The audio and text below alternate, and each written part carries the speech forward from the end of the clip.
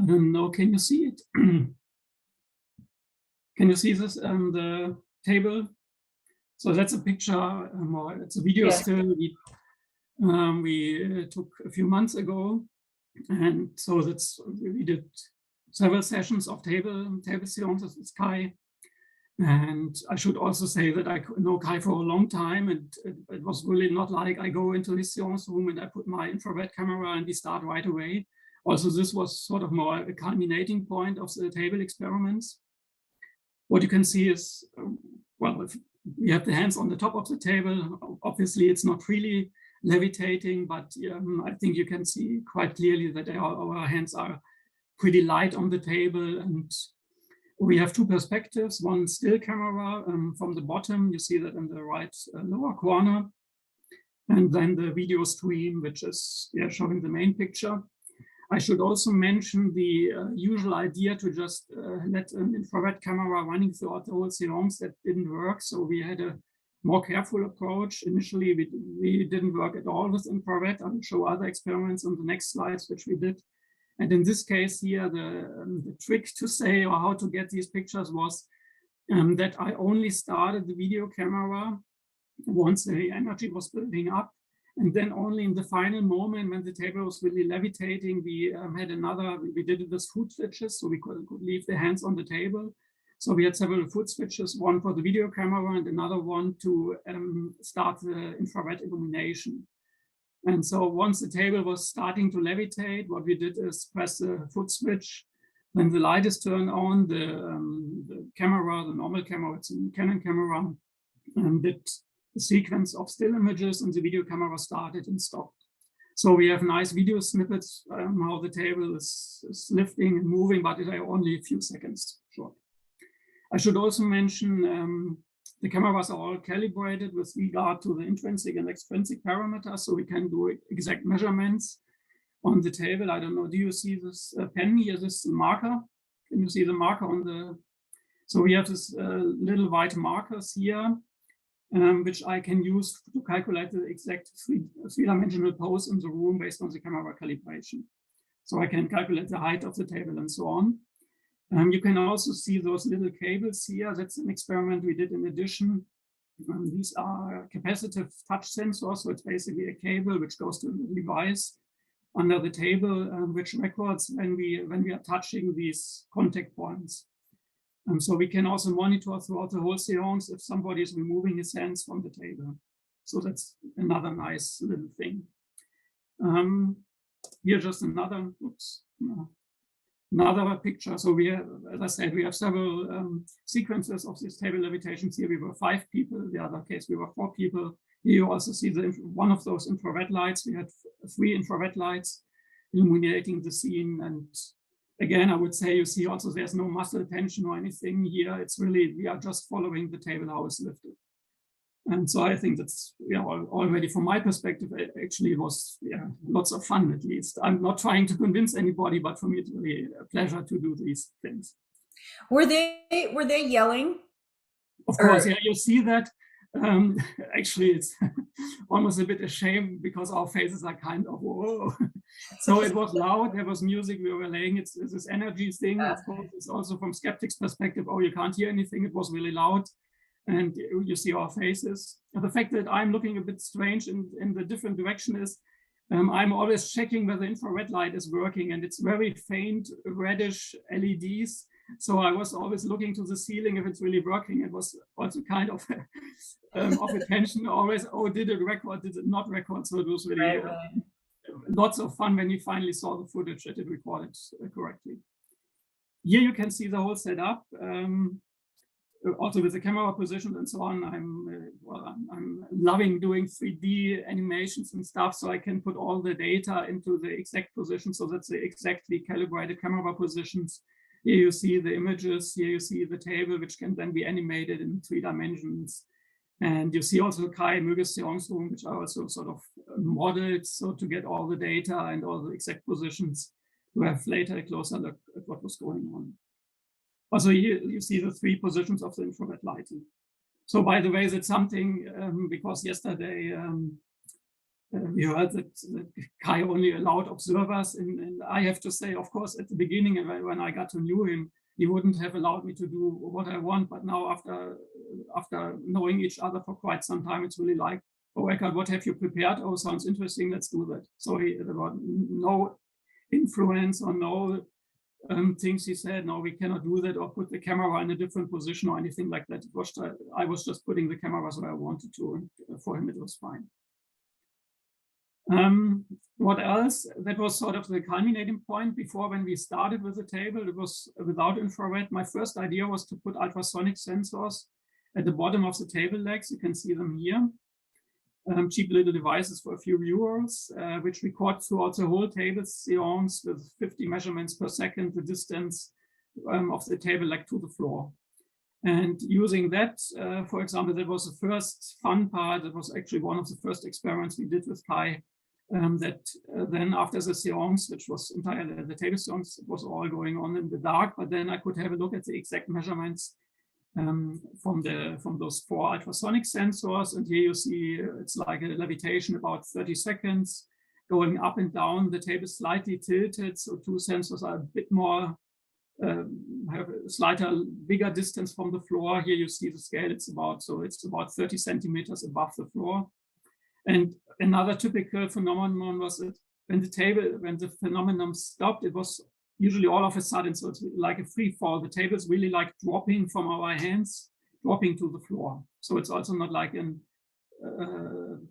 direct interaction. So it's really like the energy stops and then it falls down. I have now this other graph, but when we use the touch sensors, we could also see that, because the touch sensors also recorded kind of pressure, because the capacity varies with how strong you put your hands on the table. And you could also see that we all try to keep the hands all constantly on the table. So all hands are on the table, but once the table drops, it's like every hand is getting loose from the table. So it's really like dropping from below under the hands, it's dropping down to the floor. Here you see a little picture how this can, again, as I said, can be three-dimensionally animated. So as I'm a computer scientist, that's the fun part, to do something meaningful with my knowledge. I could do this three-dimensional animation using those data, and then we have little three-dimensional animations. And can we ask questions? Yeah, sure. So for 30 seconds, it looks like something interesting is happening. Did people get tired? Is that why it dropped? Was there any energetic reason why that stopped? I don't think so, because we were tired before, because sometimes it took 1.5 hours until something happened. So that's probably also something. We were really enthusiastic and motivated, and we never knew what would happen in the sessions, because it was all new. And so often it was really like we spent an hour, 1.5, and we said, now let's stop. We made a little break, and after the break, it went nicely. But the levitations, we were so enthusiastic, it's not about getting tired. So it's just that the energy, for whatever reason, stopped. Usually the levitations were also a bit shorter, I would say, but it's maybe 20 seconds or something. How do you explain the phenomena? What do you think causes it? Actually, I try to stay away from these questions, whether it's psychokinetic energy or spirits or whatever. I don't know. I just can tell you that I have no idea to explain it with conventional means. That's the only thing I can say. So, for example, fraud for me under those circumstances is not very convincing hypothesis. Especially as, I mean, we are spending 3 hours before, when I set up all the equipment, I'm spending the whole time in the room, Kai's going back and forth, and we finally simply set ourselves at the table. And especially for these types of phenomena, I wouldn't say that it would help him to bring something out of some orifice or whatever, because we see his forearms, there's no shirt or anything. So but yeah, the forces behind it, I don't know. And I'm delighted to see what you're doing, Eckhard, because I'm absolutely convinced of Kai's PK ability, and was fortunate to be there in either 2008 or 2009 on one of the trips. And definitely it was a wooden table with a tripod legs at the time, a pedestal leg system. That table went up into the air suddenly and crashed back down. And like your experience, it was loud, it was laughing, it was singing, it was yelling, and total amazement, when the table did levitate. So this is fantastic that you've taken this next step to try to document it properly. Thank you. And this, Eckhard, is in your facility, it's your table. No, it's all Kai. It's at Kai's place in Hanau. But the table, I mean, that's I'm working at the table 2 hours before when I install all the sensors and so on. So I know the table probably much better than Kai does. Yeah. I can show you the next slide. Also shows the table. Here you see the cables, and here you see the sensors. So when I'm preparing the table, full control of the table, and there's I'm in the room, so that's for sure that nothing can be done there. Here you see, by the way, here at the on bottom side of the table, here's a little device. I usually use little microcontrollers with an SD card, so I store all the data. So I don't need any wireless transfer of information. I store it all inside of the battery-powered little microcontroller. Okay, and these are these capacitive touch sensors. Okay, what else do we have? Then another nice little idea again. Of course, it would be great to record an entire seance with infrared lighting and so on. But again, the idea was to be a bit more careful. And so I had the idea to not illuminate the seance room, but to put infrared LEDs at important, interesting positions. So we have these somewhat funny light fibers here, which are illuminated with LEDs.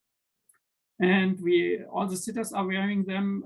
Actually, I would also like to have to ask Kai also wear one of them. So I had like light fiber tie was prepared, but then the spirits said, no, they don't want to put him on. Maybe later it will be possible. So then we would also have a light fiber here at Kai's front. So far, we only have it here, but by that way, we can at least control the sitters in the dark and their arms at least, and their exact positions. Here in the front, you see infrared plug. Kai is doing experiments with phosphorescent plug, where, for example, he puts balls on it, or where a spirit hand can be seen in front of. So my idea was to do that with infrared lighting, so we can record it with infrared video. So I basically, that's I bought it in a simple store, and I equipped this. It's a normal light for whatever, for a living room or whatever, and I equipped it with infrared LEDs. So it's a very faint infrared light plus normal visible light, so that we can also follow what's going on. And yeah, here, by the way, on the floor, here you also see calibration markers, because always I want to have all exact positions in 3 dimensions. So with that set up, what we did here, again, you see the 3D view. We had 2 cameras from different positions, again, video camera and still camera. Here also you see this checkerboard, which is also needed for calibration, but then removed during the seance. And in that case, what did we see? Here another picture. That was during the seance. There are often those control phases where we can switch on the red light and see what's going on. And that's a typical kind of control Kai is always having in his seances. Sometimes with the double control, where one of the sitters also, this is my wife, by the way, so I trust her pretty much. Where one of the sitters goes, in this case it was Heike, she was checking also the other knee, so that she's in front of Kai, so that also if there's any connection from him to this middle scene, she would see it, because she's really in front of him doing this additional check. Here you see another thing which we prepared, but which wasn't used. It's another little infrared camera, which is monitoring the plug directly. So basically, we have 3 infrared cameras. So what was going on? That was actually also a very fun thing. We were doing experiments with the plug as well, with the illuminated handkerchief. Here you see us with our arms, so we can monitor our motions. We can see when, for example, Heike is doing this double check, you can see how this is stretched to Julian. And this was recorded when we actually were thinking, oh, now today it doesn't work very well, nothing is going on. When you listen to the audio track, it's I'm asking Hans, a trans personality, of Kai whether we can switch off the camera, and Hans is telling, oh, yeah, let's see, yeah, you can switch off the camera. And when I looked at the footage, there was this hand. So while we were talking about, no, let's stop it, it doesn't work, this hand appeared in front of the plug. And you can, I haven't included the other picture.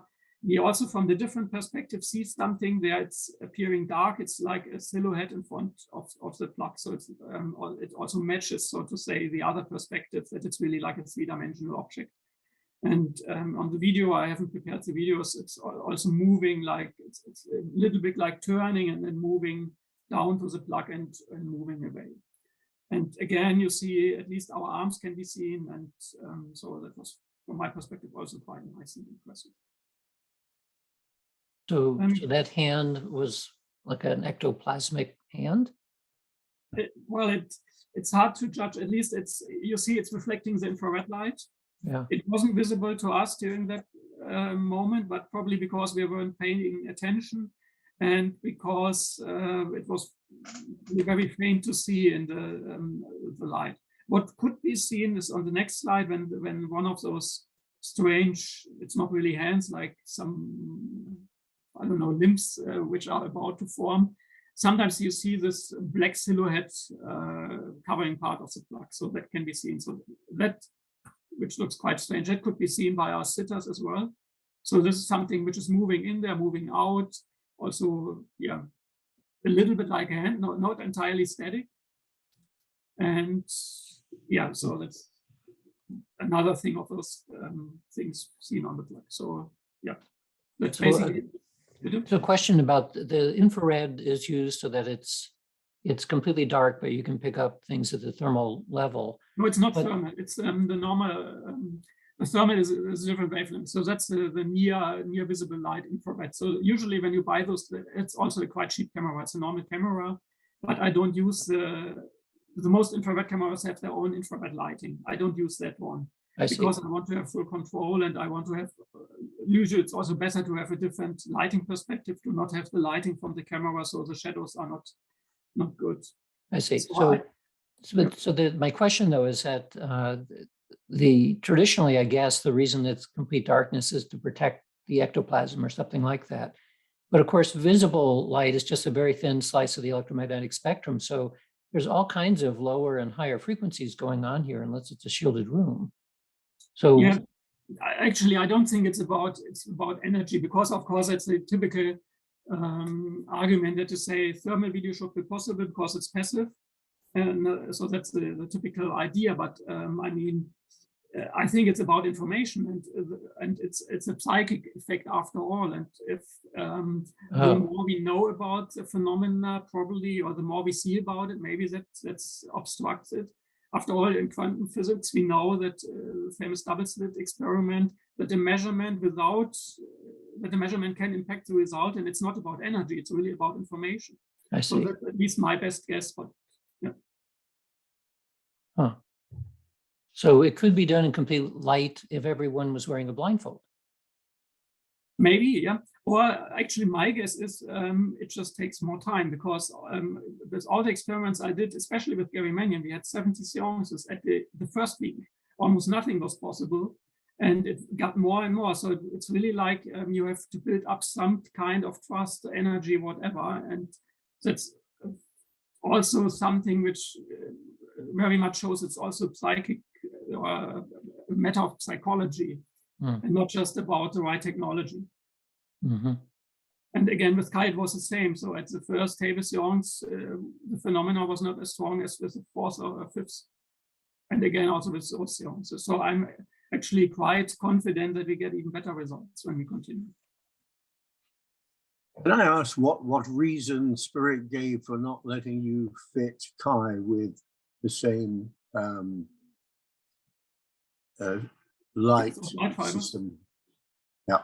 Well, the usual answer is that it somehow disturbs, obstructs, is dangerous, whatever. In that case, it was simply, please do not use it.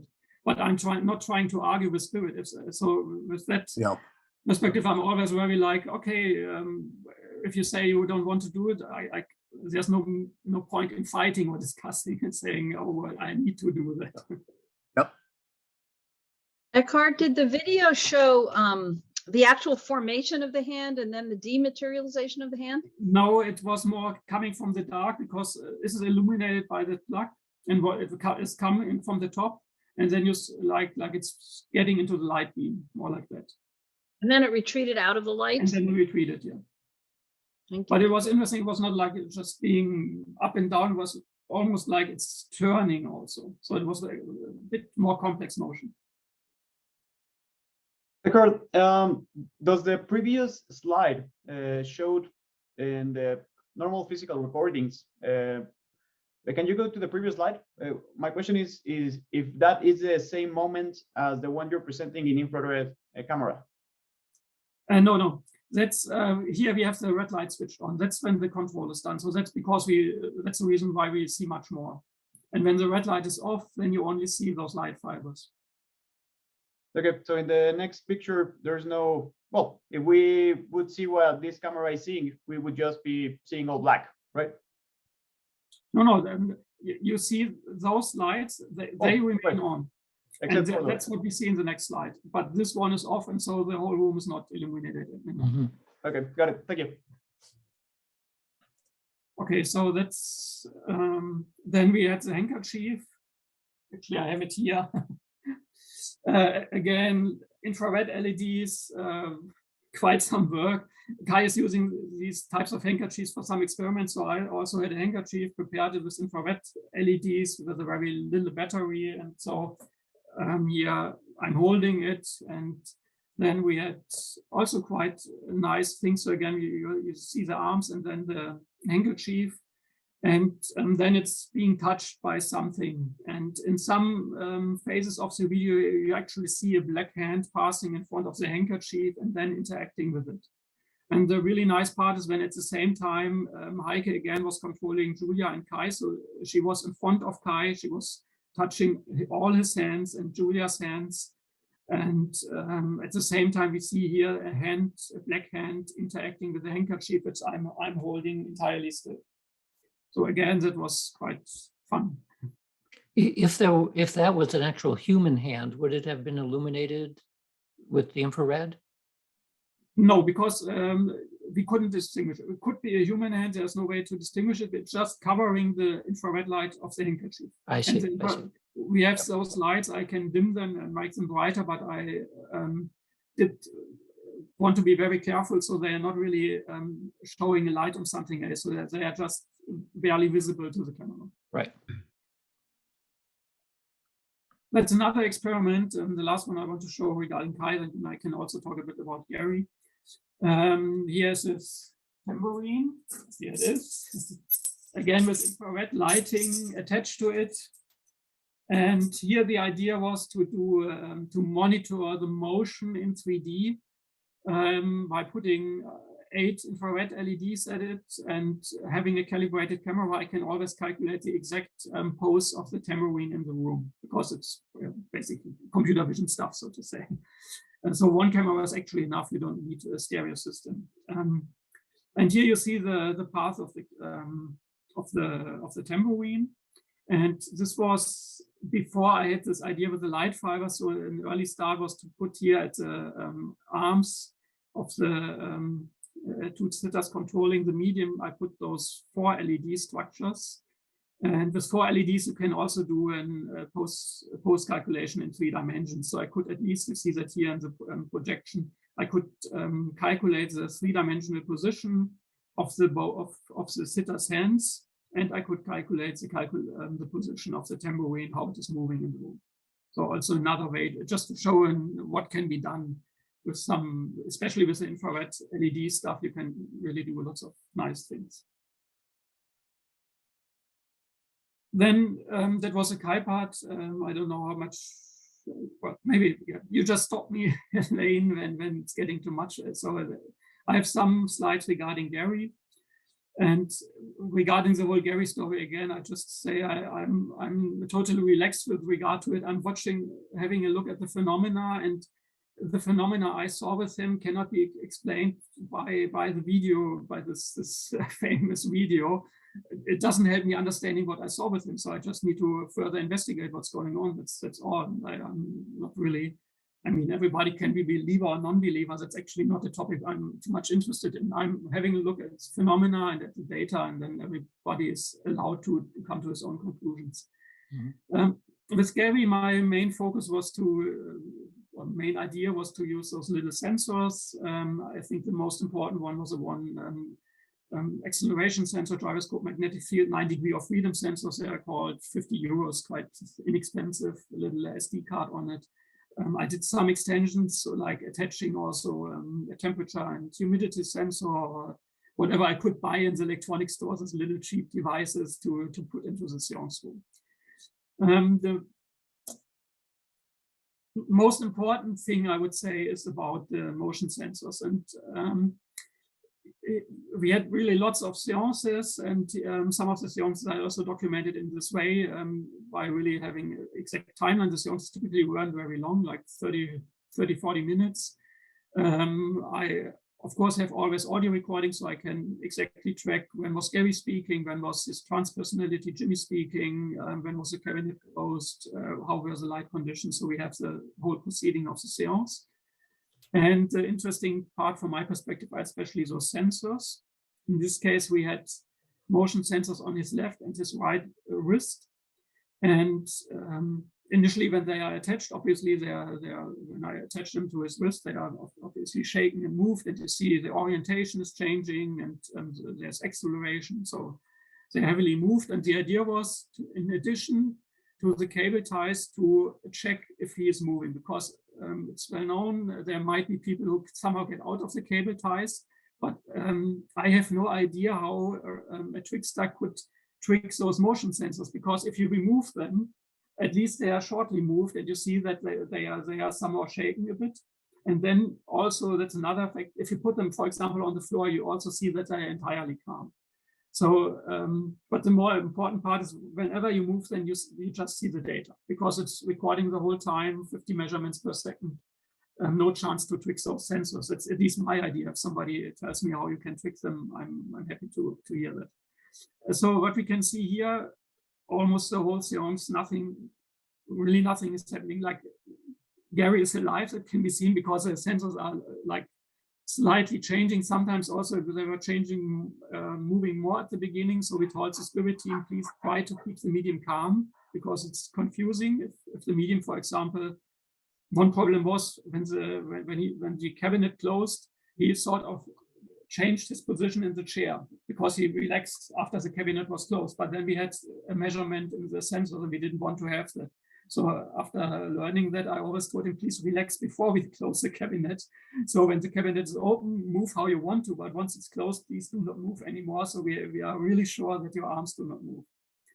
And here in this case, there is some motion, but what actually happened that his chair turned and the cabinet makes very strong motions. And with regard to that, this is almost nothing here, because you see the removal of the sensors is much stronger. And I can show the pictures. Before his table, so his chair was actually turned about 90 degrees, and the cabinet was moving a lot. And finally, it was also moving in a way that we can see almost his whole body. So we see the cable ties are still in place, the sensors are in place, and the cabinet was simply moving to the back. So these types of experiments, we have several ones, and yeah, again, for me, it was quite nice and fascinating. And I have no idea how that could be tricked. And again, if somebody has a thought hypothesis which can explain these phenomena, I'm of course curious to hear it. May I ask two questions, please? Yeah. Was it only Kai who got those sensors attached? First question. Second, or Julia as well. On second question, what happened when those peaks were? It's exactly that time. Are there any phenomena visible in the room or on the videotape afterwards? I think it started with 21 minutes and then went on for a few minutes. So first, it's about Gary, not Kai anymore. And okay. So I can go back. These are very small motions. I mean, you could use those sensors to, and I haven't yet now comparative data for like calibration motions. I could do that. Like, okay, what happens if I move the sensor like that? Or what happens if I move the sensor like that? You can be sure it's stronger than that, what can be seen here. And this is, the point is, in that case, it was like when the cabinet moved the chair, or it disclosed that the chair was still in the original position, and then 2 minutes later the chair was turned by 90 degrees. So in that case, it's not, it makes sense that also his arms have turned by 90 degrees. And while they are in general quite not moving a lot. So, but of course you can still say, well, maybe he was very smoothly moving and achieved to turn the chair, and at the same time by very smooth motions he moved the cabinet in that way. And but especially, I mean, that was the action which was going on. And I mean, it's this is the shower tent he is usually using. I have no idea how to move the shower tent anyhow. And I have, especially when you are cable tied, the cable ties are still in place. And when the sensors show almost no motion at the arms. So, I mean, it's not easy to explain in conventional terms from my perspective. But again, I leave it up to you. So sorry, you're saying that this is the, it looks like a flexible cabinet that was totally placed on top of him that then fell backwards? Yes. Is that what we're seeing? Okay. It didn't only fall, no, it moved like in a controlled manner. You see this here, for example, it's turned to the back and it's moving front. Sometimes really like it's bowing in front of you, that you can be seen here. So it's like making such a motion. And then it's turning whatever. On my webpage, you can see that's an older video when this type of cabinet is really whirling very fast. It's rotating about Gary, and while the sensor doesn't show anything. So I use a bit newer data, because this thing on my webpage is, I think, known. Who wants to see it? It's there for 2 or 3 years now, where you can see the cabinet whirling and the sensor data. So and then you said the chair moved, the chair rotated at that 2341. Yeah, well, here you see it in the old position. Then it was closed, so we cannot judge what the exact position of the chair is at that moment. But then when it was opened again, or when it was removed again, we see it's a different position. Got it. Thank you. But we also had other zones where the table remained in place and where the sensors also were much more calmer. So that's just one example. I have another example with a different cabinet.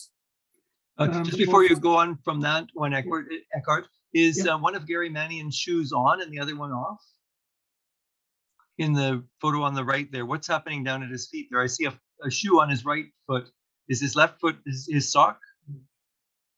No, I don't. I think these are those type of, not really like shoes, but this is rubber sole and like socks, which are a bit more, which you wear when it's cold. It's not really like shoes, I think. It's okay. And what's on the floor between his 2 feet? That's a trumpet. Ah, okay. Okay, thank you. I was wondering, have you ever done any of these table tippings? You've established a group and you've been meeting together for years. Have you ever tried doing the table tipping without Gary or Kai or any of these mediums?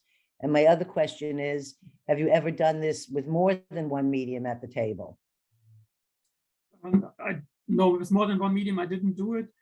And we had a VG circle, and I think we also did once or twice table, but without a real medium and without much success.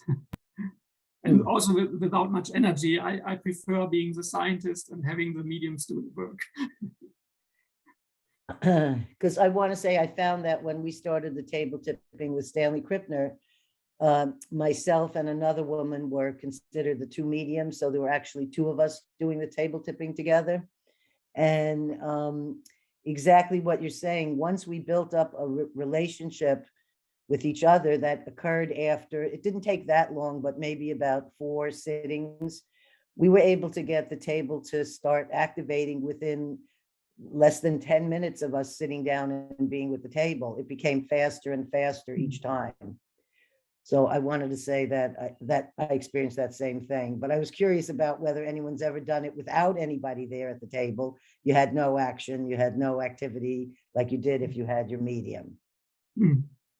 And I mean, I know circles who do that privately and who are successful, and sometimes it takes longer, sometimes less long, but I mean, it's like a common phenomenon in a way. I think the trick is, and that was also the challenge for Kai, because when Kai is doing his table songs, it's also overwhelming what's happening. But once the cameras were there, it was not that strong. And it, as I said, the first session was not that strong as the second, and so on. It again seems to need time to build up the energy or whatever's going on behind the scenes. I'm curious, I'm going to send a note to Stanley saying, nobody has met because of COVID, and we all live in the area here. But now I think things are getting a lot safer. So maybe I'd be curious to see if our group meets together when we haven't been able to meet now for the last 2 years. Do we start and have a connection right away, or do we have to start from the beginning again? I think that's going to be an interesting thing to find out. My guess would be it's like driving a bicycle. Once you learn it, you won't forget it, or like playing piano or whatever. Yes, I would hope that's what would happen. I'll have to let you know. I agree with that. I think you'll pick it up again right away. And you know that these are group limitations. As long as Kai is convinced, or Gary are convinced it has to be done in the dark, the group will need to do it in the dark. Our group here in Victoria, when we participated with the Owens, George Owen had passed away, but Iris was still alive and was interviewed, and a TV crew came in here. We didn't get full table levitations, but it certainly pivoted on one leg, pivoted on 2 legs, pivoted on 1 leg. I know that was a genuine movement because I watched it often enough with the same group of people in my home. But if you get over the limitations, you can do it in good white light in front of a camera, in front of a documentary crew. So I totally agree. I mean, the big challenge is, I think, with these phenomena, we have to work against the mainstream worldview, which is very prominent on this planet. And I mean, it's even for less strange phenomena that our mindset, or what the world in general is thinking about this phenomena, it's like the energy which is working in a way against us. So we have to be really free with our minds to say, oh, it's possible. And to not to think too much about what we learned at school or whatever. And also that you don't have to sit for an hour and a half or 3 hours before it happens. I mean, in our group, because it was the same group, there's one instance where I very clearly remember getting up to turn the music on. I got up and stood away from the table, turned away. The group was telling me, sit down, Walter, it started. And the table started moving. We'd done the opening prayer. We were a spiritualist study group. These are all limitations that we're imposing because we believe they're necessary. And I think that if there could be a study group, an ecumenical study group, not steeped in spiritualism, you could have very different outcomes. We could have very different outcomes. Yeah, I agree. In principle, everything should be possible. But okay, good. I'm glad to hear you say that.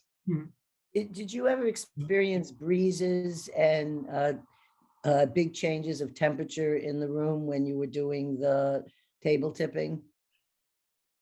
Our group did not. I think in general, I experienced breezes in maybe not table seances, but cabinet seances, but it was not like a very strong phenomenon.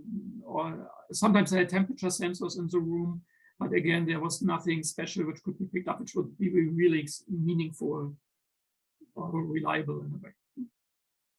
On that chair turning around 360 degrees, could that be done by the medium's feet? Could he move it? Was the chair fixed to the floor or not? No, the chair was not fixed to the floor, and part of the fun, so to say, were the motions. Maybe that's also an example we have here. This is a 70-kilogram cabinet at Parsonage Retreat, and this moved entirely smoothly. And I tried, for example, to move it without a chair inside, without being tied, without sensors, by just trying to move it. I had no chance to move it that smoothly. It was really like in a few seconds it turned these 45 degrees. And so, yeah, that were the phenomena which were interesting from that regard. And yeah, maybe here you can see also these, in this case, we had also a sensor at the cabinet top to capture the motions. And it's like, you see how, in a way, how the sensors work, because there's this one angle, which is very smoothly with a constant rotational velocity turning, then it's coming to a stop. And then after a short time, it's turning back. While again, the sensors are quite calm. One sensor we had in this case only, and as I said, I had almost no chance to move the cabinet manually. 70 kilos on this floor was quite a lot of friction. Was also interesting to me. If the hands have to be touching the table when this is going on, do you ever put sensors on the people's hands? Now you're referring to the Kai Mügge experiments, I guess. Mm.